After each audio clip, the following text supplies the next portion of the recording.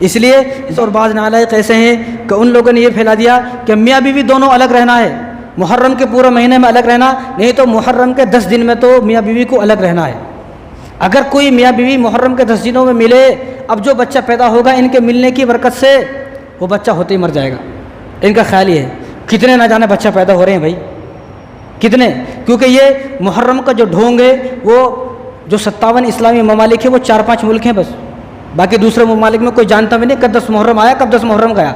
اب ان کا خیال یہ ہے کہ محرم کے 10 دنوں میں اگر میاں بیوی آپس میں ملاقات کریں گے اور جو بچہ پیدا ہوگا تو بچہ پیدا ہوتی یا تو مر جائے گا، یا پاگل پیدا ہوگا، یا وہ نافرمان پیدا ہوگا، یا بچہ ہوگا ہی نہیں، ملیں گے تو طلاق ہو جائے گی۔ اتنی ساری باتیں پھیلا دی ہیں۔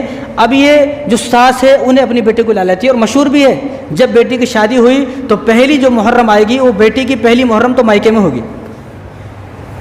میں کہتا ہوں اگر پہلی محرم مائکے میں ہوئی اور ادھر جو شوہر ہے اس نے کہیں زنا کر لیا، اس کا وبال اس کی بیوی پر پڑے گا، اس کی ساس پر پڑے گا۔ اور میاں بیوی کو الگ رہنا صرف 3 حالتوں میں ہے۔ میاں بیوی 3 حالتوں میں الگ رہیں گے پوری زندگی، صرف 3 حالت۔ روزے کی حالت میں روزہ رکھ لیا، اب میاں بیوی مل نہیں سکتے ہیں۔ احرام کی حالت میں جب تک احرام ہے بدن پر جب تک میاں بیوی مل نہیں سکتے ہیں، اور حیض کی حالت میں جب ماہواری کا ایام آتے ہیں۔ یہ صرف 3 حالتیں ہیں۔ ان 3 حالتوں کے علاوہ میاں بیوی کو الگ رہنے کی اجازت نہیں ہے۔ جو میاں بیوی رمضان میں الگ نہ ہوئے راتوں میں، جب میاں بیوی حج میں الگ نہ ہوئے، جو میاں بیوی طواف کرتے ہیں ایک دوسرے کا ہاتھ پکڑ کر۔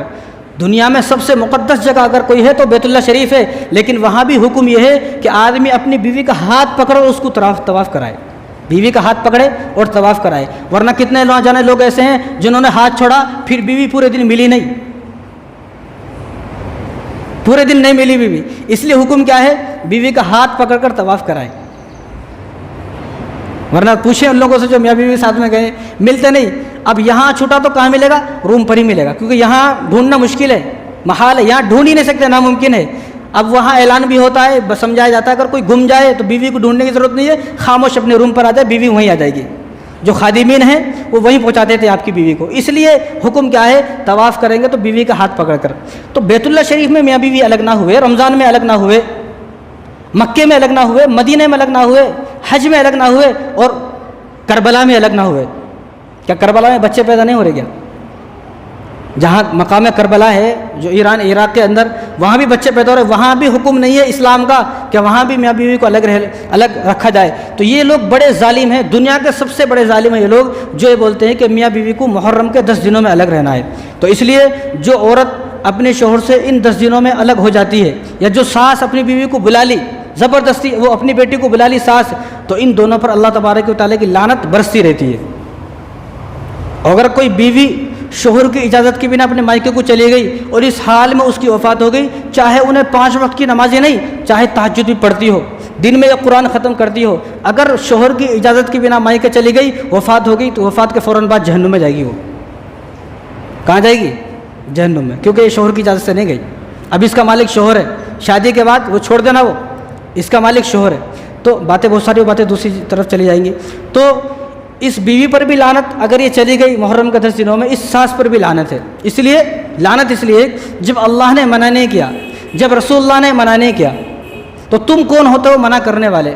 جب اللہ نے اس مہینوں کو منحوس قرار نہیں دیا، جب رسول اللہ صلی اللہ علیہ وسلم نے محرم کے مہینوں کو منحوس قرار نہیں دیا، تو تم لوگ کون ہوتے ہو کہ محرم کے مہینے کو منحوس قرار دینے والے؟ اور کوئی دن منحوس ہے، کون سا دن منحوس ہے، کون سا دن افضل ہے، کون سا دن نحوست والا ہے، اس کا اختیار کس کو ہے؟ اس کا حق یا تو اللہ کو ہے یا رسول اللہ کو ہے۔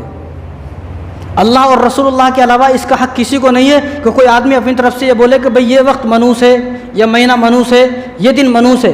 کسی کو حق نہیں ہے۔ کیوں؟ کیونکہ 1400 سال پہلے اعلان ہو چکا ہے۔ 1400 سال پہلے اللہ تبارک و تعالیٰ نے قرآن کریم کے اندر ایک آیت اتار دی ہمارے لیے، الیوم اکملت لکم دینکم واتممت علیکم نعمتی ورضیت لکم الاسلام دینا، کہ آج اسلام مکمل ہو چکا ہے۔ دین صرف یہی ہے جو آج تک نازل ہو گیا، اس کے بعد جو نازل ہوگا وہ دین نہیں ہے، وہ لوگوں کی اپنی بنائی ہوئی باتیں ہیں، لوگوں کی اپنی بنائی ہوئی باتیں ہیں، یہ حضور کا دین نہیں ہے۔ اور میں تو یہ کہتا ہوں کہ آج کل جو دین چل رہا ہے یہ محمد صلی اللہ علیہ وسلم کا تو دین ہی نہیں چل رہا ہے، یہ تو عورتوں کا دین چل رہا ہے۔ آج کل کیا چل رہا ہے؟ عورتوں کا دین۔ کتنا بھی سمجھاؤ، جو گھر میں بڈھی ہے وہ ماننے کو تیار نہیں ہے، تم کتنا بھی سمجھا لو، کچھ بھی کہہ لو، اور وہ مثال دیتی ہے، یہ کل کا پوٹا ہمارے کو سمجھاتا، یہ مثالیں دیتی ہیں۔ حالانکہ یہ دیکھنا نہیں ہے سمجھانے والا کون ہے، یہ دیکھ لیں، اس کے الفاظ دیکھ لیں، اس کی جملے دیکھ لیں، آخر وہ کیا سمجھانا چاہ رہا ہے۔ تو جس مہینے کو اللہ نے منحوس قرار نہیں دیا، رسول اللہ نے منحوس قرار نہیں دیا، تو کسی انسان کو یہ حق نہیں ہے کہ وہ کسی مہینے کو منحوس قرار دے۔